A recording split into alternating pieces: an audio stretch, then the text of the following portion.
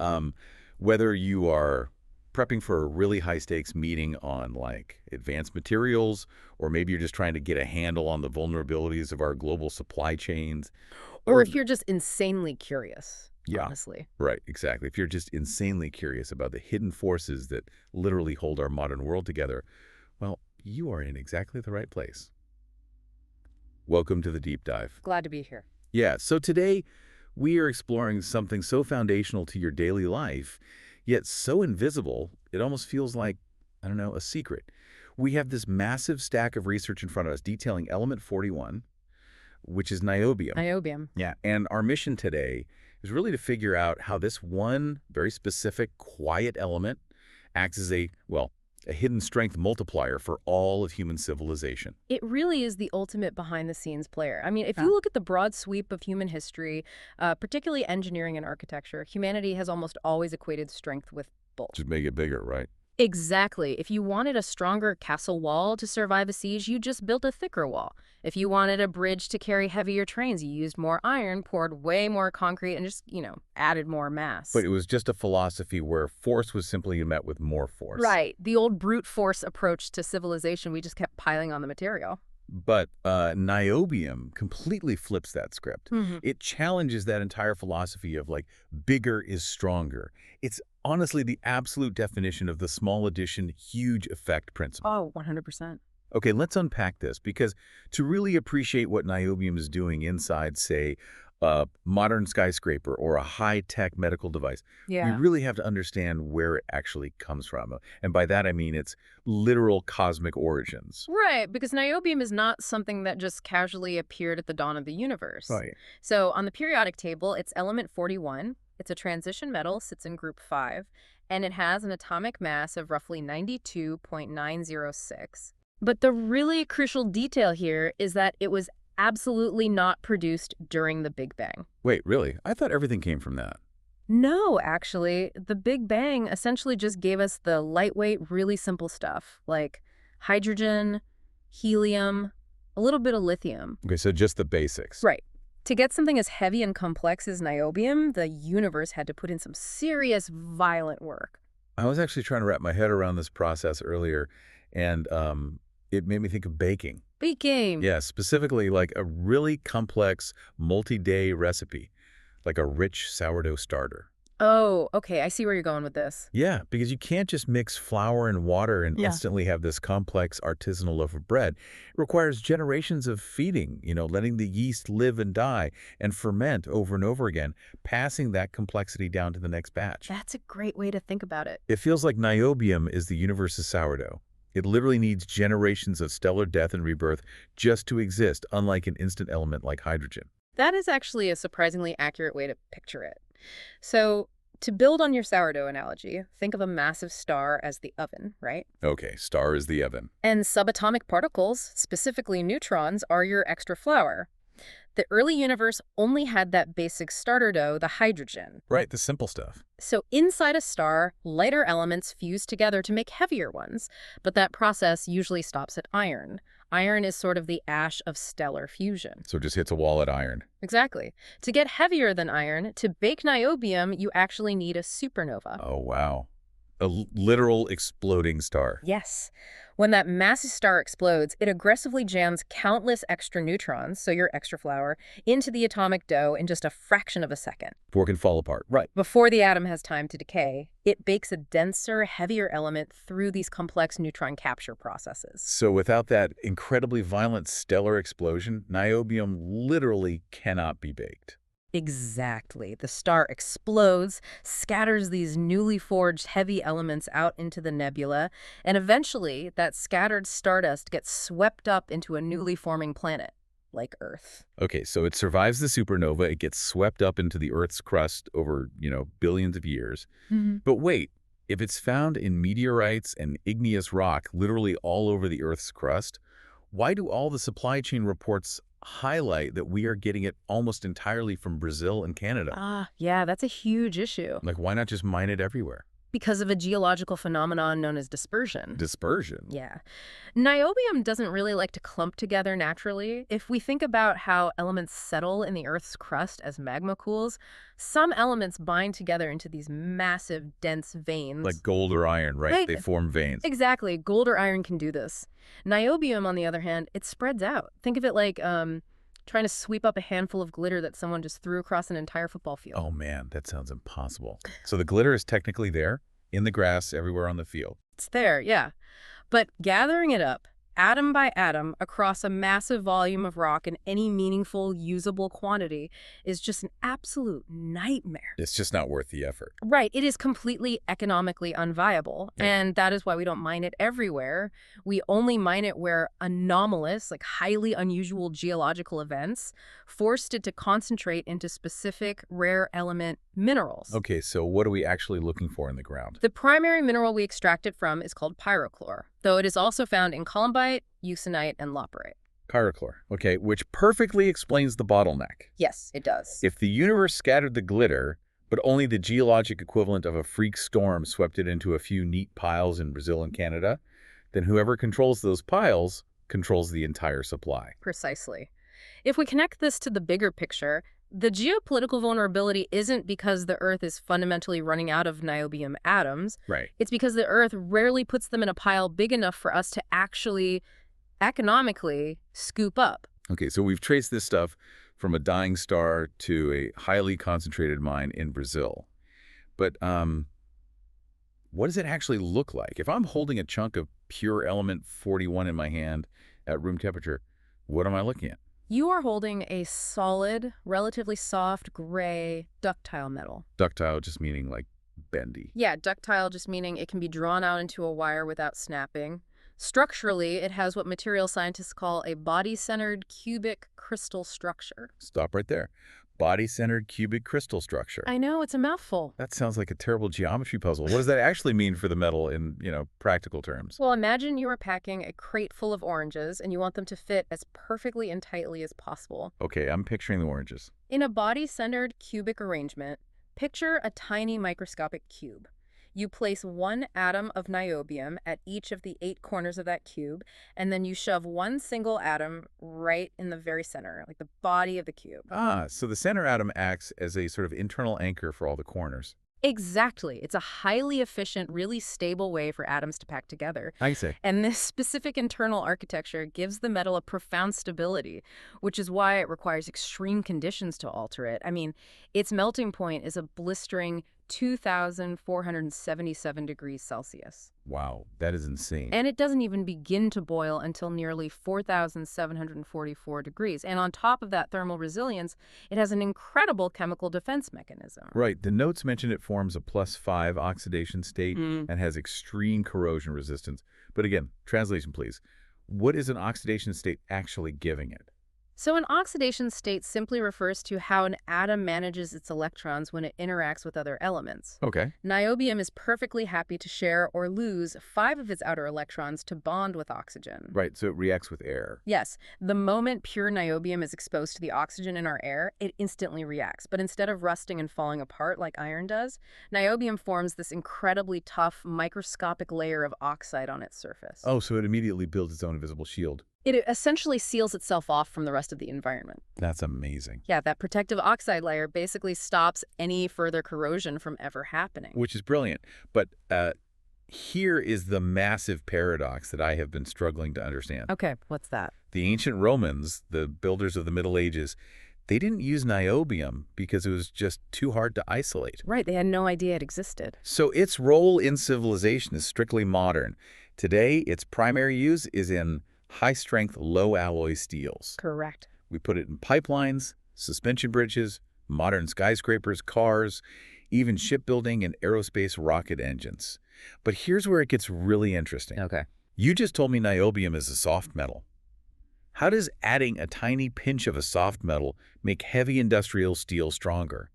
That just feels entirely backwards. It completely sounds like a paradox, doesn't it? Like, how does adding something soft make something hard even harder? Exactly. The secret lies in a metallurgical mechanism called grain refinement. Grain refinement. Yeah.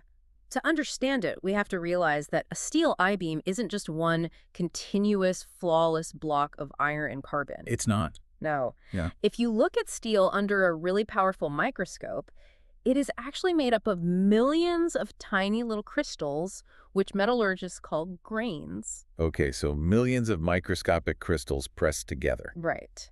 Now, when steel is manufactured, it gets incredibly hot and then it cools down. During that heating and cooling process, those internal grains tend to absorb each other and grow larger. Larger is bad. In metallurgy, large grains are a massive liability. They make the steel weaker, more brittle, and far more prone to cracking under structural stress. So the larger the microscopic crystals get, the weaker the bridge becomes. Yes, exactly. But when you drop just a microscopic fraction of niobium into that molten steel mix, it goes to work. What does it do? Remember that extreme melting point? The niobium forms tiny, hard carbide and nitride particles throughout the steel, and these act like microscopic anchors. They sit right on the boundaries between the steel grains and physically block them from expanding as the metal cools. Oh, so it pins them in place. Yes. It literally forces the steel to maintain a tightly packed microscopic structure. Exactly. It refines the grains. And because the internal crystals are kept tiny and tightly bound, the resulting steel is immensely tougher, it's much easier to weld safely, and it's highly resistant to heat and stress. Wow.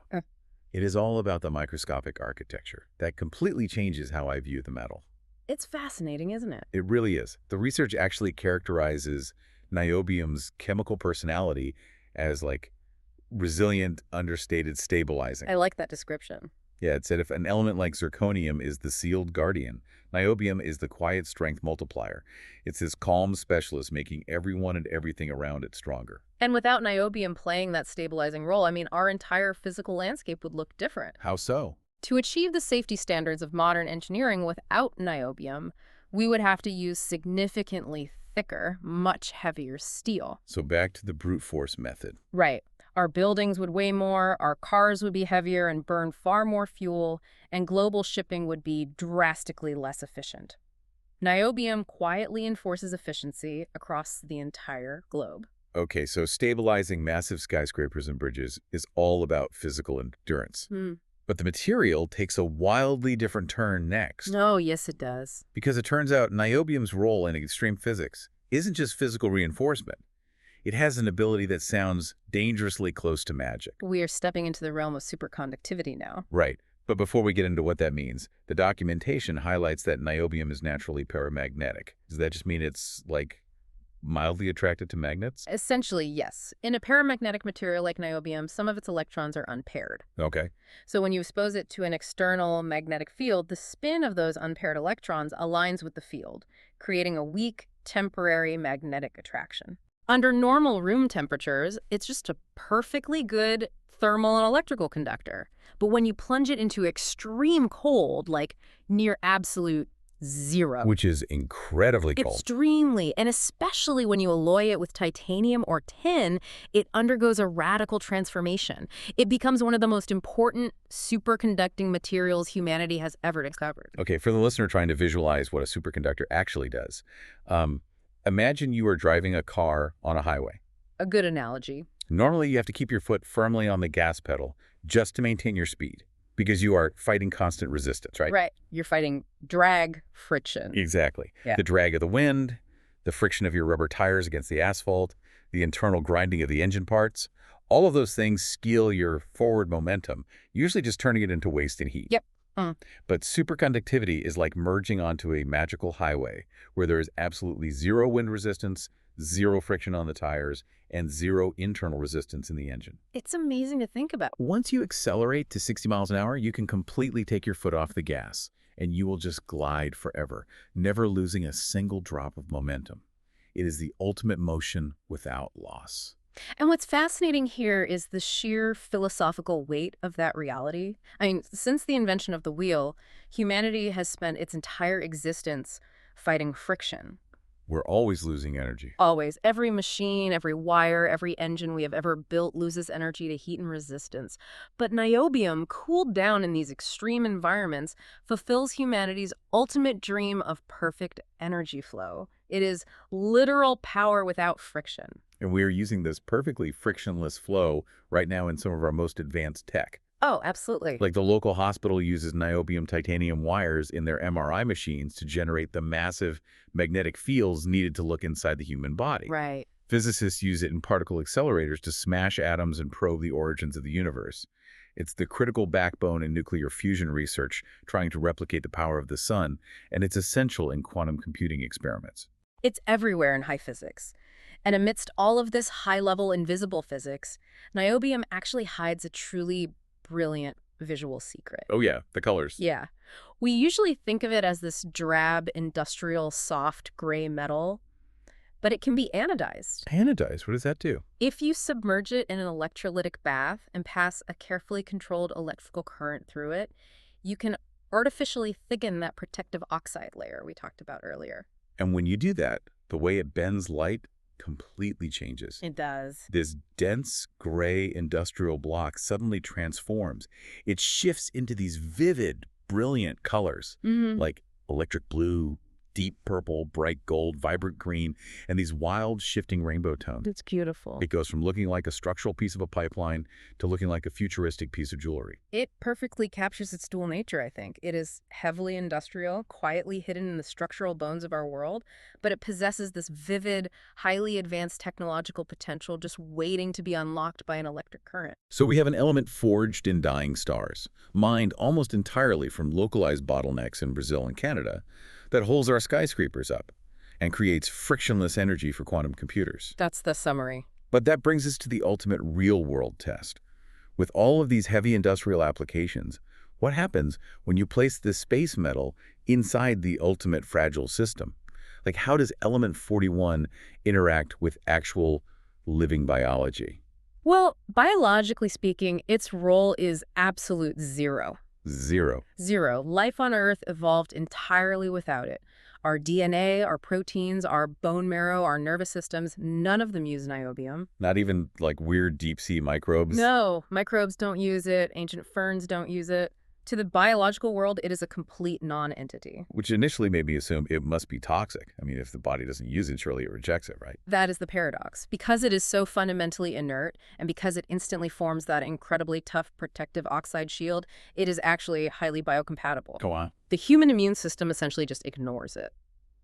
It is categorized as a tolerated structural outsider. A tolerated outsider. I love that phrasing. So, modern medicine actually uses it heavily in pacemakers, medical implants, surgical alloys, and dental materials.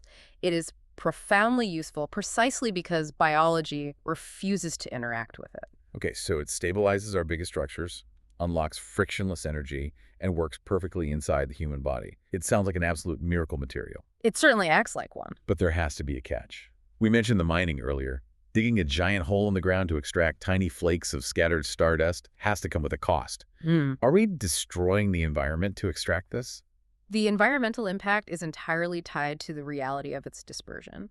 Because it is so spread out, extracting it requires massive open-pit mining operations. Right. We are talking about significant habitat disruption, the creation of chemical processing waste, toxic tailings, and just enormous energy consumption just to crush and refine all that rock. So what does this all mean? Let me push back on this because it feels like a massive contradiction. Okay, go ahead. We're ripping open the ground in Brazil, creating toxic lakes, just so the steel in our cars can be a little bit lighter. Is that actually a net positive, or are we just shifting the environmental damage from the tailpipe to the Amazon rainforest? That's a fair question. Like, does the math actually check out? Well, this raises an important question, and it's basically the central ethical and logistical dilemma of modern material science. Niobium is classified globally as a Tier 3 material. Meaning what, exactly? That means it is not essential for basic human survival, but it is economically and strategically critical. Okay. The life cycle assessment of niobium introduces a fascinating counterbalance, though. How so? It causes direct, localized environmental damage during extraction. Yes, nobody denies that.